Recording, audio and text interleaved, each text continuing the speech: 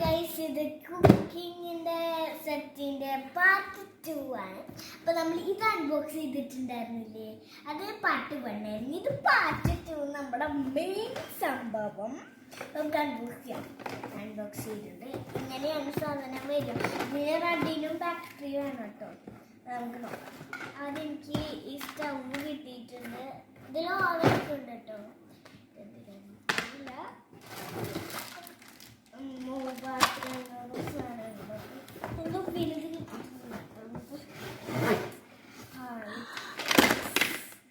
എങ്ങനെ ഫിറ്റ്